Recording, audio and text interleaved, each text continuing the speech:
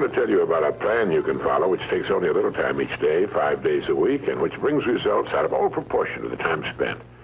For a moment, consider the things your mind has brought you. Everything you have, your work, your relationship with your family and others, your philosophy of life, all come to you as a result of using your mind. Now consider the estimate made by experts. You have probably been operating on less than 10% of your mental capacities, much less. Dr. Herbert Otto, psychologist, educator, and chairman of the National Center for the Exploration of Human Potential, reminds us that many well-known scientists, such as the late Abraham Maslow, Margaret Mead, Gardner Murphy, O. Spurgeon English, and Carl Rogers, subscribe to the hypothesis that man is using a very small fraction of his capacities. Margaret Mead quotes a 6% figure. Herbert Otto writes, "My own estimate is 5% or less."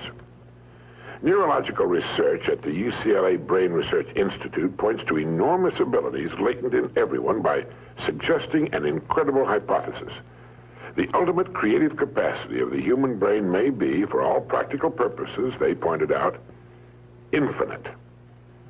To use the computer analogy, man is a vast storehouse of data, but we have not learned how to program ourselves to utilize these data for problem-solving purposes.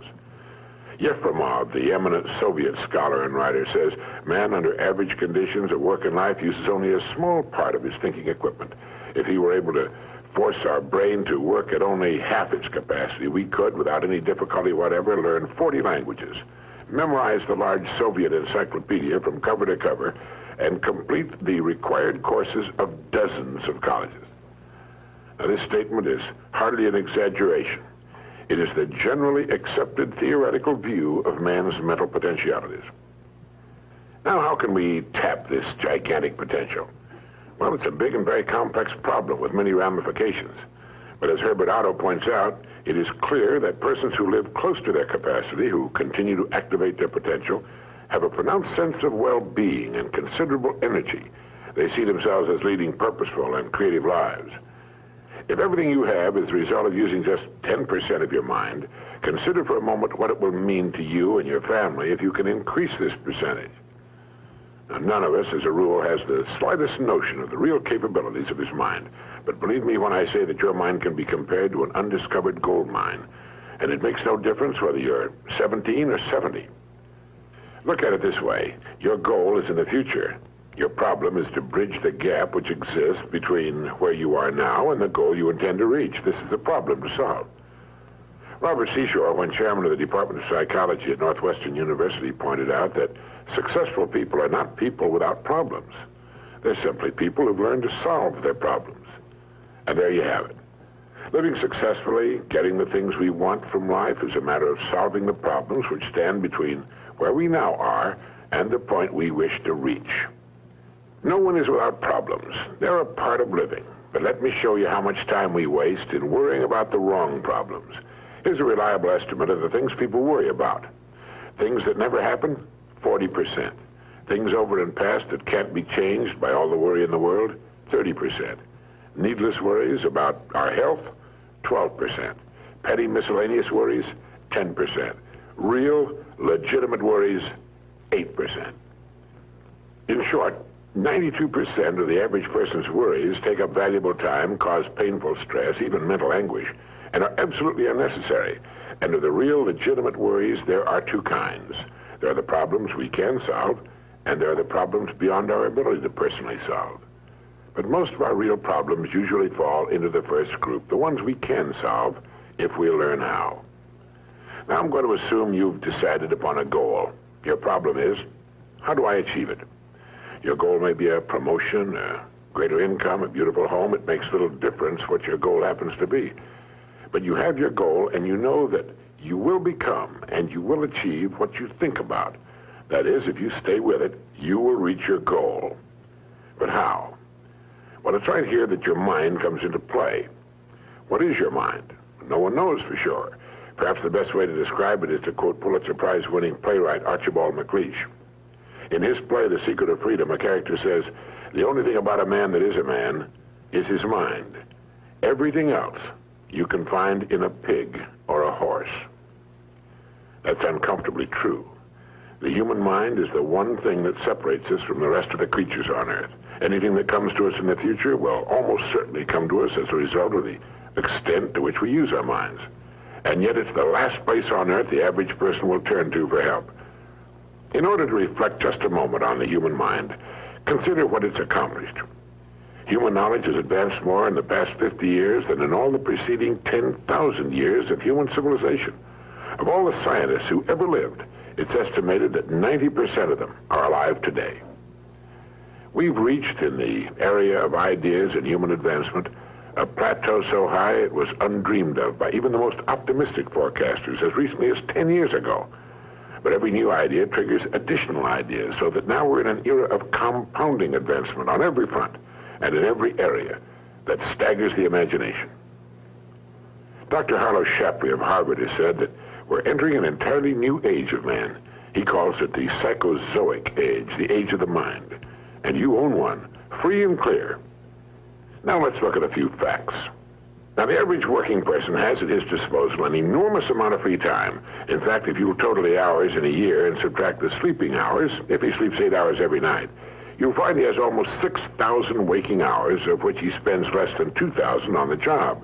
Now, this leaves him 4,000 hours a year when he's neither working nor sleeping. These can be called discretionary hours, with which we can do pretty much as we please. At least, our minds are free. Now, so you can see the amazing results in your life, I want to recommend that you take just 1 hour a day, 5 days a week, and devote this hour to exercising your mind. Pick 1 hour a day on which you can fairly regularly count. And during this hour every day, take a completely blank sheet of paper. At the top of the page, write your present primary goal, clearly, simply.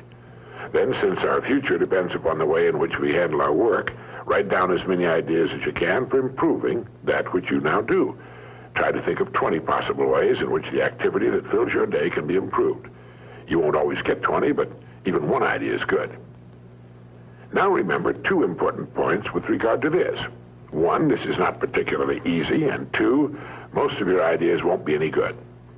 Now, when I say it's not easy, I mean it's like starting any new habit. At first, you'll find your mind a little reluctant to be hauled up and out of the old familiar rut.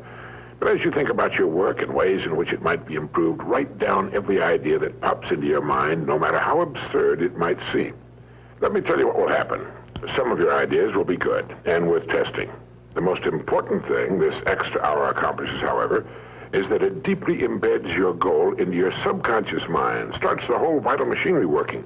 And 20 ideas a day, if you can come up with that many, total 100 a week, even if you don't think on weekends. An hour a day, 5 days a week, totals 260 hours a year, and still leaves you 3,740 hours of free leisure time. Now, this means you'll be thinking about your goal and ways of improving your performance, increasing your service, 6.5 full extra working weeks a year. 6.5 40-hour weeks devoted to thinking and planning. Can you see how easy it is to rise above the so-called competition? And will still leave you with 15 hours a day to spend as you please. Starting each day thinking, you'll find that your mind will continue to work all day long. You'll find that at odd moments, when you least expect it, really great ideas will begin to pop into your mind. And when they do, write them down as soon as you can. Just one great idea can completely revolutionize your work and, as a result, your life.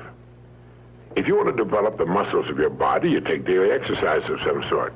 Well, the mind is developed in the same way, except that the returns out of all conceivable proportion to the time and energy spent. I've used this system for years, and it's given me some of the most gratifying and rewarding experiences of my life. And it costs only 5 hours a week. 5 hours out of 168. Is it worth it? It's like spending 5 hours a week digging in a solid vein of pure gold, because your mind is all of that and much more. Each time you write your goal at the top of the sheet of paper, don't worry or become concerned about it. Think of it as only waiting to be reached, a problem only waiting to be solved. Face it with faith and bend all the great powers of your mind toward solving it. And believe me, solve it, you will. Now let's briefly recap. This week, start spending 1 hour each day getting as many ideas as you can. Try for 20 a day on ways to improve what you're now doing. Remember, the achievement of your goal very likely depends upon it, as does your whole future. 2, if everything you now have is the result of using, say, 5 to 10% of your mental abilities, You can imagine what life will be like if you can increase this figure to 20% or more. 3, successful people are not people without problems. They're simply people who've learned to solve their problems. 4, don't waste time and energy worrying about needless things. 40% of them will never happen, 30% have already happened and can't be changed, 12% are needless worries about our health, 10% are petty miscellaneous worries, and only 8% are real. Try to separate the real from the unnecessary and solve those which are within your ability to solve. Last of all, the only thing in the world that can take you to your goals in life is your mind, its effective use, and following through on the good ideas it supplies you. Each of us has a tendency to underestimate his or her own abilities. We should realize that we have, deep within ourselves, a reservoir of great ability, even genius, that can be tapped if we'll just dig deep enough. It's the miracle of your mind.